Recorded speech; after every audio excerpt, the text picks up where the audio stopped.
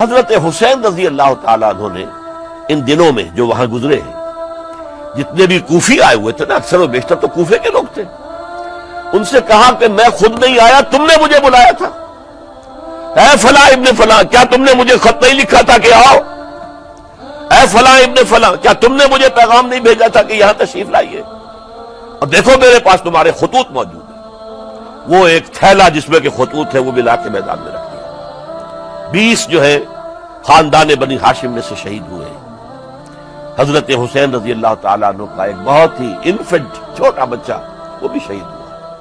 باقی سب مرد، تمام مرد، سوائے ایک حضرت حسین کے بیٹے حضرت علی بن حسین زین العابدین کہلائے بعد میں، وہ بیمار تھے، وہ جنگ میں حصہ نہیں لے سکتے تھے، وہ بچ گئے۔ صرف یہ ہے 10 محرم الحرام اور سن 61 ہجری میں حضور کے نواسے، اور جن کے بارے میں حضور نے فرمایا سیدہ شباب اہل الجنہ، حضرت حسین شہید کر دیے گئے۔ کوفہ چونکہ حضرت حسین کے پاس پیغام آ رہے تھے کوفے سے، چونکہ کوفے کو حضرت علی نے دارالخلافہ بنا لیا تھا، اور وہاں سمجھا جاتا تھا کہ حضرت علی کے ہمدرد اور حضرت شیعان علی جنہیں ہم کہیں، ان کے ساتھی ہم خیال یہ لوگ ہیں کثرت کے ساتھ، اور وہاں سے اب خطوط کا تانکا شروع ہو گیا، آپ یہاں آئیے، ہم بےتاب ہیں، آپ کا استقبال کریں گے، آپ کے ہاتھ پر بیعت کریں گے، تاکہ یہ جو قیصر و کسریٰ کی سنت شروع ہو رہی ہے اس کو روکا جا سکے۔ وہ تانتا بنا ہوا ہے خطوط کا۔ تو حضرت حسین رضی اللہ تعالیٰ عنہ نے فیصلہ کر لیا کہ میں کوفے جاؤں گا۔ حضرت زبیر روکتے رہ گئے کہ نہیں، کوفیوں پر اعتماد نہ کیجیے، یہ زبانی کلامی ساتھ دیتے ہیں، جب ڈنڈا چلتا ہے تو پھر یہ ہٹ جاتے ہیں میدان سے۔ اور حضرت حسین رضی اللہ تعالیٰ عنہ بامروت انسان، شریف النفس انسان، کیسے ممکن تھا غیرت مند غیور انسان وہ کیسے ان کی بات کو رد کر دیتا؟ لہذا اچھا چلو چلتے ہیں کوفے کی طرف۔ آگے بڑھتے چلے گئے، کربلا میں پہنچ گئے، جو کچھ وہاں ہوا پھر آپ کو معلوم ہے۔ اس میں یہ بات ہے، پہلے 1000 کا لشکر بھیجا تھا عبید اللہ ابن زیاد نے، اس پر حضرت حسین رضی اللہ تعالیٰ عنہ نے جو باتیں کہیں وہ کچھ اثر انداز ہو گئی۔ ان کا افسر جو تھا حر بن یزید تمیمی، وہ بعد میں حضرت حسین کا حامی ہو گیا، اور حضرت حسین کے ساتھ ہی اس کو بھی شہادت نصیب ہوئی۔ پھر دوسرے کو بھیجا عمرو بن سعد۔ عمرو بن سعد بھی ایک بڑی عظیم شخصیت کا بیٹا تھا، حضرت سعد ابن ابی وقاص جو فاتح ایران تھے، اور جن کو غزوہ احد کے موقع پر حضور نے فرمایا تھا کہ اے سعد تیر چلاؤ، میرے ماں باپ تم پر قربان ہوں۔ جبکہ احد میں گھیراؤ کر لیا تھا حضور کا، اور کفار قتل کرنے کے لیے ہجوم کر رہے تھے، اور کچھ حضرات تیر چلا چلا کے انہیں پھینک رہے تھے، دور جو ہے ہٹا رہے تھے، ان میں سے حضرت سعد ابن ابی وقاص بھی تھے۔ پھر وہ فاتح ایران تھے، اسی لیے گورنر بن گئے تھے ایران کے۔ سعد جو ہے ان کا بیٹے، یہ عمرو جو ہے، یہ اب ایک بڑے صوبے کا گورنر بھی تھا، اس وقت 4000 آدمی دے کر بھیجا۔ وہ بھی نرمی کرتا رہا، اس نے کوئی تشدد نہیں کیا، اس کے اندر بہرحال اپنے عظیم باپ کے خون کا کچھ اثر تھا۔ لیکن یہ کہ پھر ابن زیاد کو اطلاع مل گئی کہ عمرو ابن سعد جو ہے وہ تو لے تو لال کر رہا، حملہ نہیں کر رہا، قتل نہیں کر رہا، بلکہ یہ کہ وہ تو اس راستہ بھی دینے کے لیے تیار ہے کہ نہ مدینے کی طرف جائیے اور نہ آپ مکے کی طرف جائیے، نہ کوفے کی طرف جائیے، بلکہ آپ چاہے تو دمشق چلے جائیں، یزید سے اپنا معاملہ کر لیں۔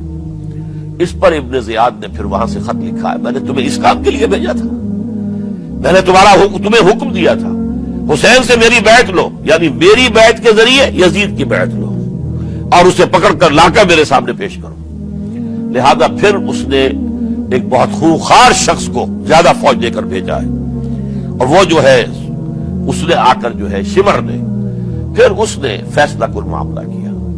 حضرت حسین رضی اللہ تعالیٰ عنہ نے ان دنوں میں جو وہاں گزرے ہیں، جتنے بھی کوفی آئے ہوئے تھے نا، اکثر و بیشتر تو کوفے کے لوگ تھے، ان سے کہا کہ میں خود نہیں آیا، تم نے مجھے بلایا تھا، اے فلاں ابن فلاں، کیا تم نے مجھے خط نہیں لکھا تھا کہ آؤ؟ اے فلاں ابن فلاں، کیا تم نے مجھے پیغام نہیں بھیجا تھا کہ یہاں تشریف لائیے؟ اور دیکھو میرے پاس تمہارے خطوط موجود ہیں۔ وہ ایک تھیلا جس میں کہ خطوط ہے وہ بھی لا کے میدان میں رکھ دیا۔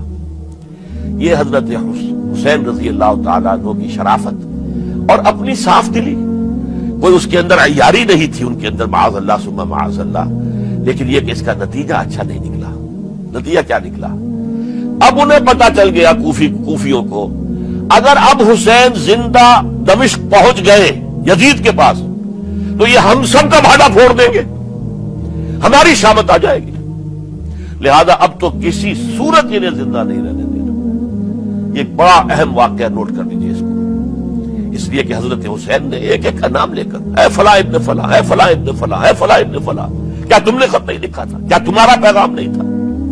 اب انہوں نے دیکھا کہ یہ بھانڈا اگر یزید کے ہاں جا کر پھوڑ دیا گیا تو پھر ہماری خیر نہیں ہوگی۔ یہی وجہ ہے حضرت حسین کو شہید کرنے کے بعد، یہ نوٹ کر لیجئے، 72 آدمی تھے کل، جس کو کہہ لیں لشکر حضرت حسین کا رضی اللہ تعالیٰ عنہ، ان میں سے 20 خاندان بنی ہاشم کے چشم و چراغ تھے۔